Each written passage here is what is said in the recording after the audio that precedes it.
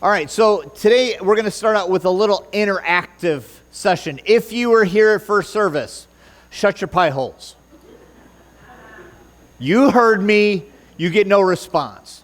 What we're going to do is we're going to play, I'm going to say something and you're going to give me your first response. Examples would be if I say love, you may say marriage. If I say horse, you may say carriage. If I say hot dogs, you would say bun. This morning, everyone needed a lot of prayers because they said ketchup, and ketchup does not go on a hot dog. I'm just being honest here. That's the rules. You put mustard on that bad boy. If I were to say hamburgers, you would say fries, pickles. What was some of the other ones? McDonald's. Okay. If I were to say hammer, okay, so we're starting to get it. If I were to say salt, pepper. All right, so here we go. Are you ready? If I were to say Romeo, perfect. If I were to say Bert, how about Fred?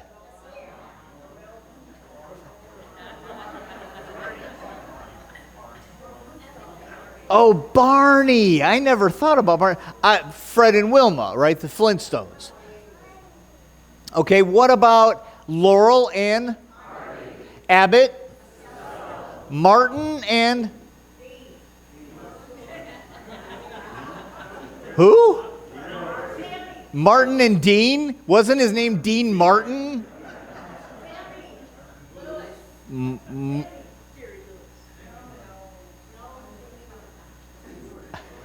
It was only on telethons. Yeah, actually, so I got these off of another sermon I read, and I thought it'd be fun to do this. He had Martin and Lewis. Okay. How about Ozzy, Esther, and Ginger? How about, now this one I didn't know. In fact, I mispronounced it this morning. It's not fibber. It is fibber. I said fiber. I'm thinking like fiber and 5G. I don't know. But Fiber McGee and? Okay, we're not done yet. Amos and? Andy. How about, I think those are messed up there. Are they okay? Okay. Edgar Bergen and Charlie McCarthy. Jack Benny. Jack Benny and Gracie? Okay, that's different. I had Rochester. Does that make sense to anybody? Okay, we might be digging back in the archives on that one. I'm not sure. All right, Fiber McGee and Fibber. We did that one. Oh, I hate notes. All right, Matt Dillon and Chester. How about the Lone Ranger and Batman and Desi and Lucy. Captain and Tennille. George Burns and Gracie. Sonny and Donnie and Roy Rogers.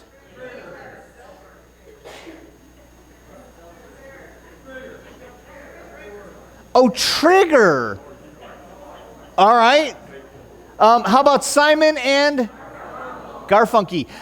Butch Cassidy and the Brooks and Molery and Peas and we put a lot of things together, don't we? They're just things that go together. Maybe because of programming, maybe because of things that we've heard. But you know what really, really, really goes together? You and me in ministry. That's what goes together. We started the sermon last week, if you remember. We talked about Paul, and we talked about him just raising up Priscilla and Aquila, and then they went to the town of? Was anybody here last week? Oh, but you guys were first, so you can't say anything. First service, still keep your mouth shut. Remember, they were in Italy and they got kicked out because the king, the governor, said all Jews out, and they went to Corinth, and then Paul brought them to, starts with an E, ends in Ephesus. Ephesus. Man, you guys are Bible scholars. But remember, they go to Ephesus, and then Paul's like, hey, exit stage right. I got to go. I got third missionary tour to start, but I'm going to leave you here. He raised them up in the 18 months that he was with them. He got them to be strong Christians, a good power team, right? Husband-wife team.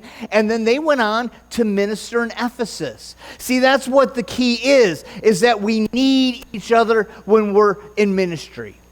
I will be honest, I need you. I need you for your strength. I need you for your support. I need you for your love, and I need you for your grace. And you know what you need? Believe it or not, you need me. We need each other. Ministry is the hardest job you'll ever do. Ministry is tough. Ministry will have wonderful, exciting, God-filled days, and then there will be days that you feel like Satan is kicking your head. We need each other. We need each other to raise each other up. I don't know if I have you as a friend on Facebook, then you may have seen it. If I don't have you a friend, I'll be honest, I don't add women because I don't want anybody to think I'm getting freaky. So if you want to add me, but I won't add you. If you're female. If you're a dude, you're stuck. Sorry. But I posted a thing yesterday. I was sitting at the church. I'm just reading. I'm trying to just get ready for today. And I always play music, just like Lord of the Rings soundtrack. So that way I'm not singing because that's horrible. But I just play music. And all of a sudden my Spotify list changed to the song that I had never heard. And I think it was something Blunt. Tony Blunt or something. I don't remember his name. It was in the chorus is, you're not my dad. I'm not your son. We're just two men getting ready to say goodbye. The song, the chorus ends with, since I'm the last one, Dad, I'll leave the light on for you. Be honest, bawled for an hour. And as that was happening, I received a text and a phone call, just random. Just said, hey, I'm thinking about you today. I needed that. I need you because ministry is hard. But we're in this together. See, that's the thing. There's what's the old adage, there's no I in team, there's just a backwards me. God never intended ministry to be done alone. That's why he sent out the apostles to raise up churches to minister together. There might be more in this room today that need to be ministered to. But I can guarantee this, there's a lot of people in this county that need to be ministered to. 2 calls yesterday for the coroner's office, another suicide. There's a loss of hope in this area. They have nothing to live for, so they think. Problems are too much. Guys, we've got to learn that as Christians, we can no longer sit on our laurels. We can no longer think somebody else will do it. God said, I sent you to do it. We have a job to do, and that is to glorify our Father in heaven in all that we do, to raise him up, to change the life of somebody that has never heard of Jesus. Maybe their heart was hardened to Jesus because of something that had happened to them in the past. But it is our job to love them in spite of everything. Love changes things. And if somebody doesn't feel what love is and have never truly been loved, then they have no hope. They feel rejected. They feel like a reject. And they realize there's nothing to live for. Guys, we've got to realize that the world is getting very dark. You saw what happened in the last election. There is becoming hatred of Christians. I believe it was Nigeria I just saw that has over 100,000 Christians that have been killed and executed. The world is changing. Christianity is becoming a lost cause. There are people in this country that say Christianity should never be brought up, should never be talked about, should never be thought about. When are Christians going to stand up and say, you're wrong, and I will stand for what I believe? They get to stand for what they believe. Why are we sitting down going, okay? Is that what Christ called us to do? Was to sit down and say, you know what? You believe in whatever. You talk, I'll listen. Hey, I got no problem with listening, but I got a big problem if they don't listen. And we need to realize that we are in a spiritual war now more than ever.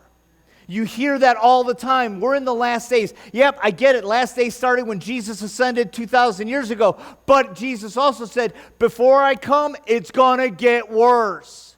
So rise up, stand up, be filled with courage, be filled with love, be filled with grace, and speak my name. Guys, we've got a ministry. That ministry may be Jasper County, could be Newton County, it could be, I don't know, Warsaw County. Wherever it is, we are called to proclaim the gospel. If you have your Bibles, we're going old school on this one. We're going to Solomon to read his words today. So we'll be in Ecclesiastes chapter 4. And I want you to see these words. There's a reason, Solomon and King David, they had a lot. They had a lot of things going for them, but they had a lot of pressures against them. They did a lot of foolish things. I don't know about you. I am not perfect. I do foolish things all the time. But that doesn't mean that we can't be used for his kingdom and his glory.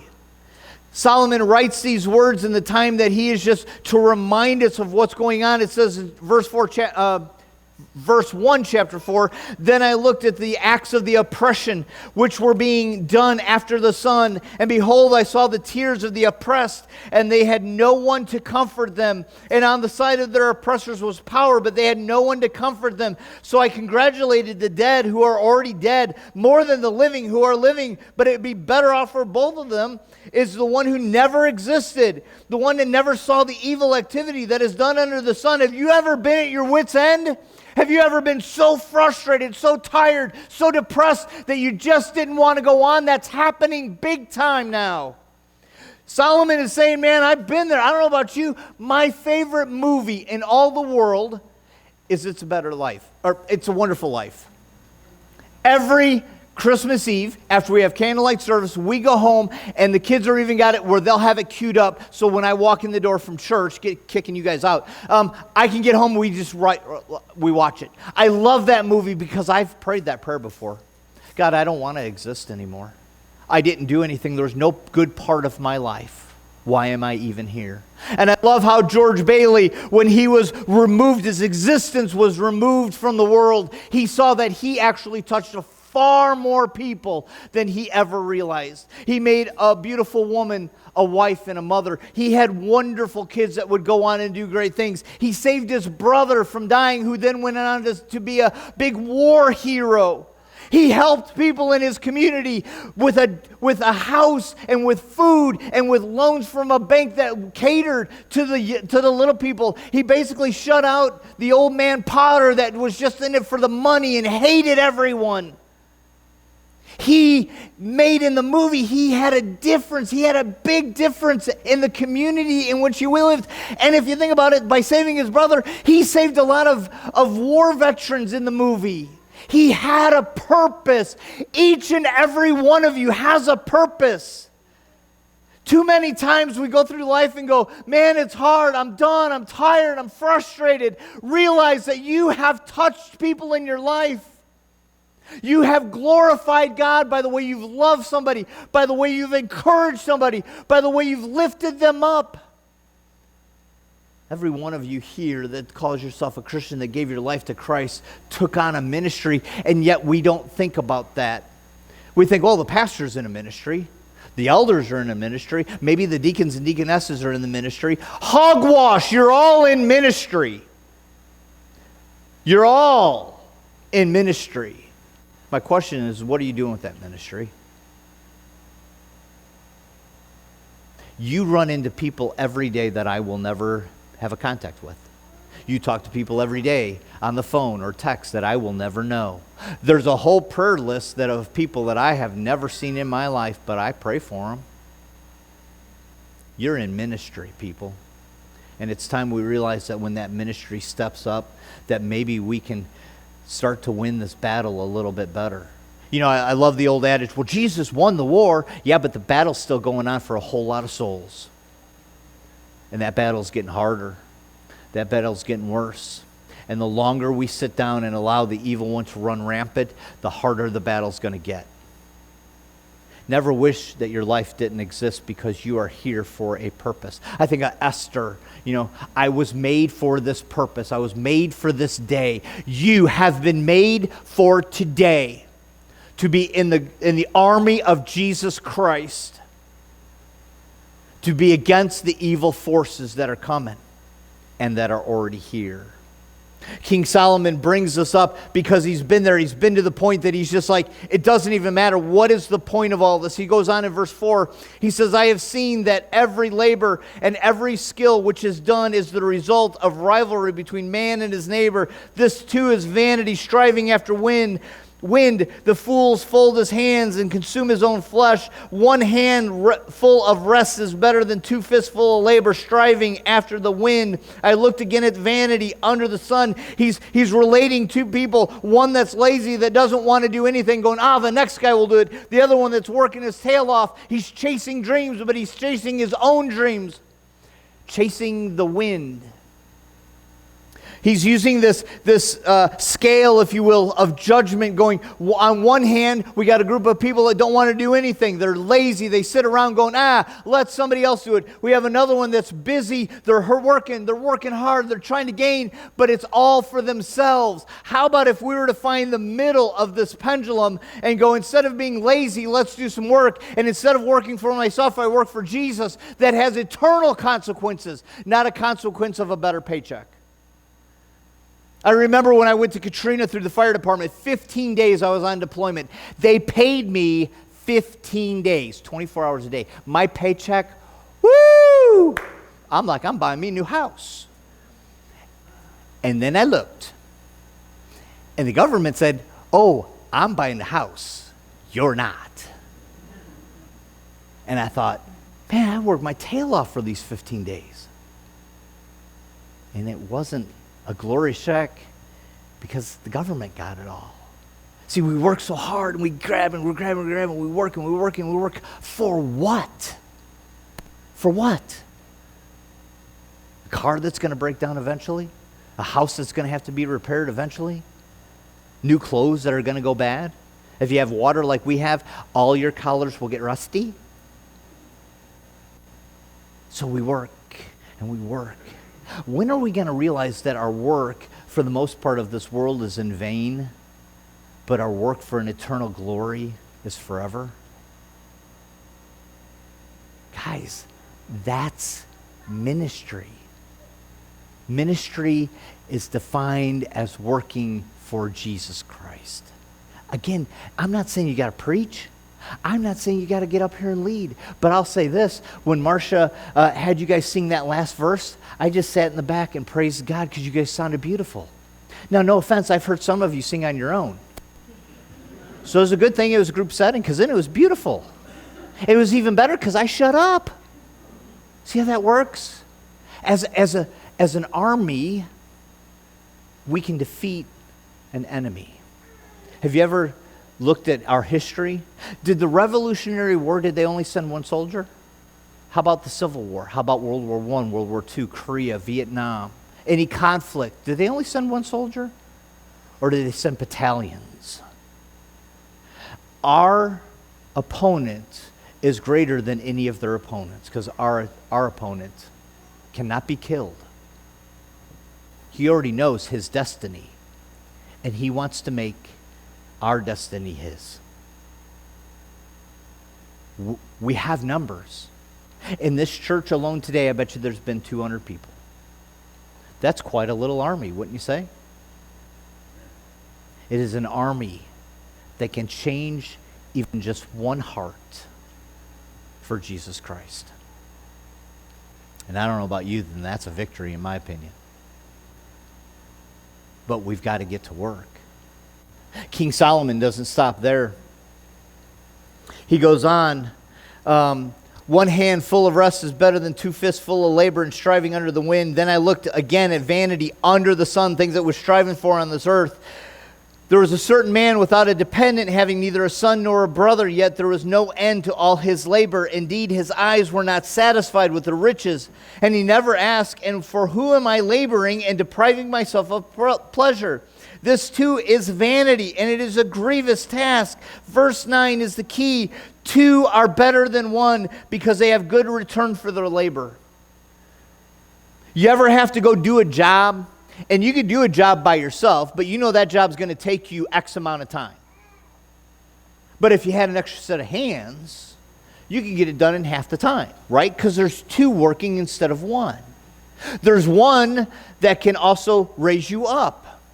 There's one that can bring you a sandwich. I don't know about you, I love working with people because I get to talk too. Now that's a problem. That can be a downfall for me. I talk a little too much occasionally, every day. But two are better than one because two raise up each other. Again, that's why I say if we think of 200 people in this church today, how many souls can be changed for the kingdom? I'm going to give you 2 seconds real quick. I want you to think of one person you know that doesn't know Jesus. Got him? That's your job this week.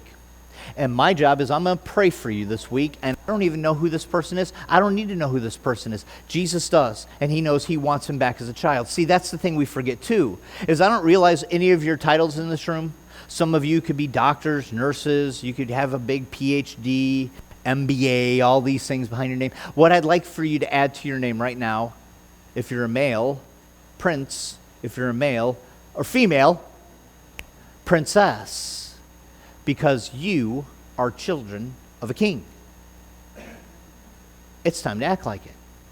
Now, I'm not trying to act you like those kings and stuff going on in England. Those people are out of control. I'm trying to ask you to be a king or a prince and a princess of the glorified God in heaven. Now, would it be better if we left the rest of the world as the jesters and the paupers and the peons of the world? Or do you think we should go and make more princes and princesses? I don't know about you. I think every little girl in their life at one point wanted to be a princess. I think every little boy at some point probably wanted to be a prince. They wanted to rise above the raisin. They just didn't know how to do it or who to ask for help. Guess what? We're the help. We are the hands and feet of the King. We are his direct representation. We will be the ones that go and glorify God on this earth, that he will glorify us one day in heaven. Ministry is not easy. Hardest thing you will ever do, but it is the most glorifying that you will ever do. King David continues on. He says, if either of them falls, the one will lift his companion up, but woe to the one who falls, and there is not one there to lift him up. Furthermore, if two lie down together, they can keep warm, but how can one be warm alone? Now, I understand that King Solomon, when he wrote this, was writing in a general broad, not only just to a church, to one another, to glorify God, but even to marriages, to glorify each other in their marriage. Now, but I'd like to give you an example of this. So, a long time ago, I took a class, and this class was called Surface Ice Rescue. We had to practice going out on a frozen lake in a Gumby suit, which if you've ever seen a Gumby suit, it's these big, obnoxious, like thick, rubbery suits, and they're used for any boat that would like crash in the middle of the ocean. This would keep them warm and alive, unless they were through a fire department, which means there's a ton of holes in these stupid things. But I was the thinnest guy in the class. Class was down in Champaign, Illinois at the Fire Service Institute, and it was the middle of January. It was freezing, blizzard, literally blizzard conditions. I was the lightest guy in class, so every day I got to walk out as far as I could in the lake until the ice broke and I fell in. That's where we did the class that day. Always pays to be the lightest guy. not. Because one day, it was horrible. And I'm out there. Where's Randy? He left? Good. He's calling me bobber now, so just don't. But I was like a bobber out there in the frozen ice. And they sent one of the biggest guys out. Now, he was not wearing a Gumby suit. He was wearing a different type of suit, but it was not waterproof. And he was walking out. Now, we had a line straight to me. All he had to do was follow the line. And some reason, he let go of the line. And it was truly, at some points, it was like whiteout. It was snowing. It was a light snow, dusty snow. And he veered off. You know what happened to him? He was a big guy. He fell in. What became, as a class, became a rescue. Yes, I forgot to tell everybody in first service, we did get him. I kind of left that part hanging. Sorry. But these are the words that King Solomon is talking about. Is even in ministry, we can have hard days. We can have days that we are following the rope right out to where we need to go, but because of the fog in front of us, we may forget to hold on to the rope and we can get lost. One thing I did learn in the class too, since it's really cold out, if you have a microwave and you have some potatoes, heat up the potatoes and put them in your armpit. It's supposed to warm you right up. I don't know. I wanted to give you that word of advice as well. We tried that with this guy and it didn't work, but we didn't have enough potatoes. Ministry is like walking out on the ice. At any minute, the ice can give away. But we know we're connected to a line.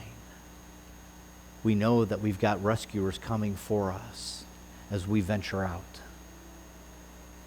Guys, that's why it's so important that we be with each other.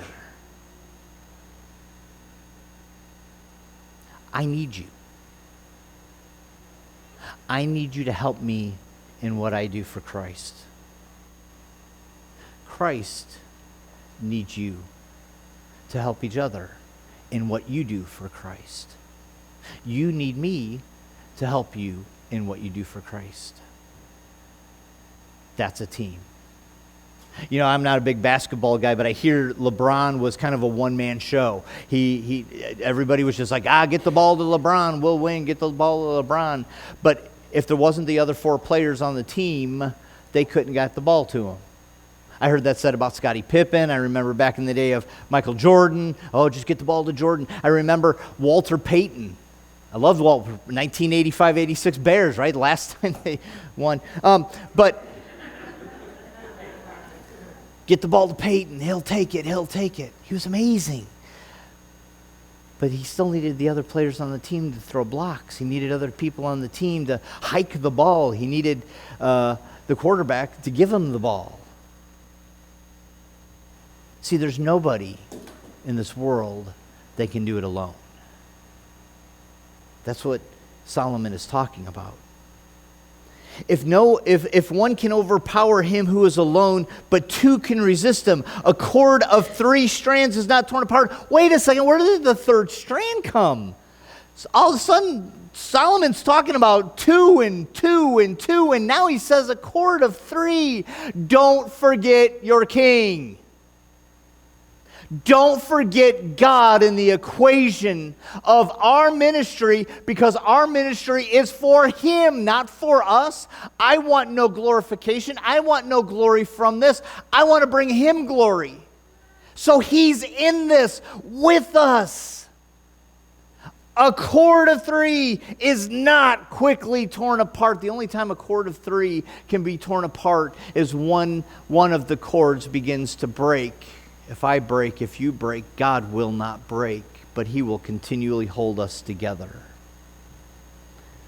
As a poor yet wise lad is better than an old foolish king who no longer knows how to receive instruction. For he has come out of prison to become a king, even though he was born poor and in his kingdom.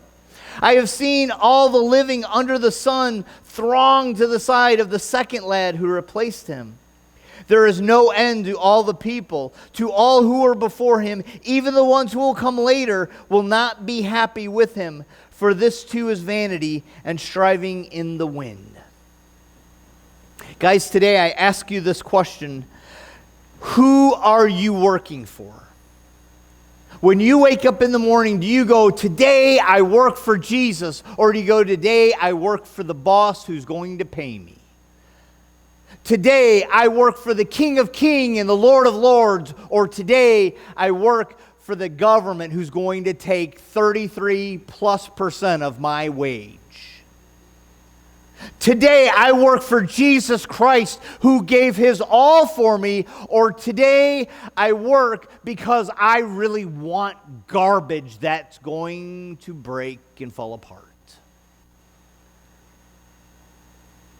Today I give my life to Christ to glorify him in my actions, my words, that one day I will receive eternal glory with him. Who do you work for will dictate where your ministry lies. If you're working for the world, there's your ministry. If you're working for yourself, then you are your own God. But if you're working for Jesus, then he will be glorified and people's lives will be changed.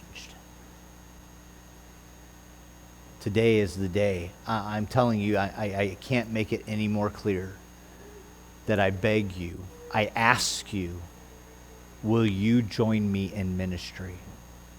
Will you give of your talents that God has given you for his glory? Because today is the day. It's a new day. Every day is a new day, but one day you will not get that new day. And you will go before the King of Kings and the Lord of Lords as he's sitting on his judgment seat, and he will say, well done. Or he will say, I don't know who you are because you never acknowledged me. Today is the day that we've got to learn that Christians need to stand up. Satan's getting worse. He's getting more powerful. He's bringing more into his fold, and they are getting more verbal and even abusive. How do you counter hatred? With more hatred or with love? Your love? No, your love is crap. I'll be honest. Human love is horrible. It's dictated by what our dreams are, what we want, our own passions. But how about we show the love of Christ that he showed to us on the cross that day? That's a love worth giving. And that's a love worth sharing.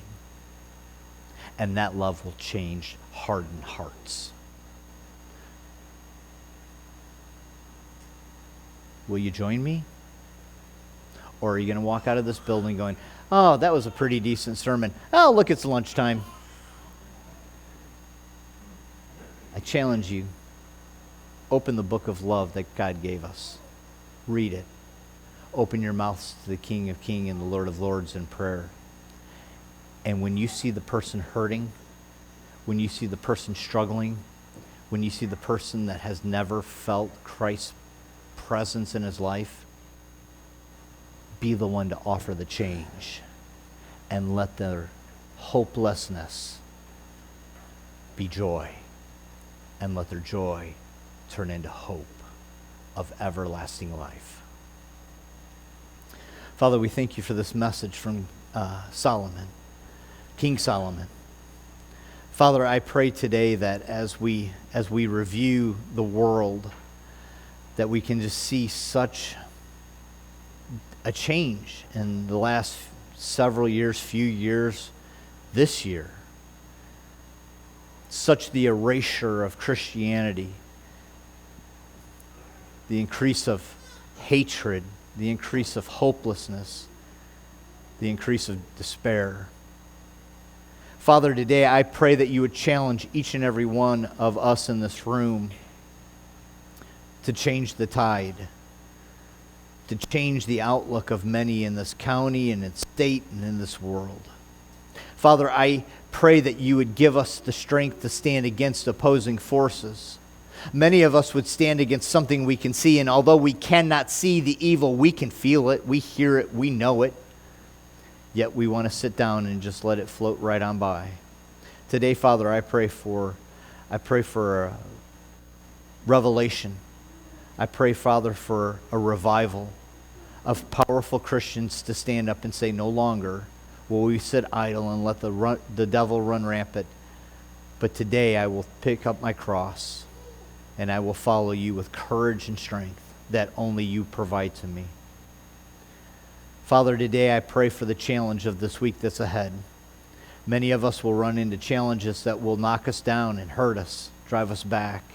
But I pray, Father, through your grace that you would just pick us up, dust us off, and help us to continue forward for your glory and for your kingdom. Forgive us where we fail you, Father, and help us to keep you in our sights. And we pray this in the amazing, awesome, powerful name of Jesus. Amen.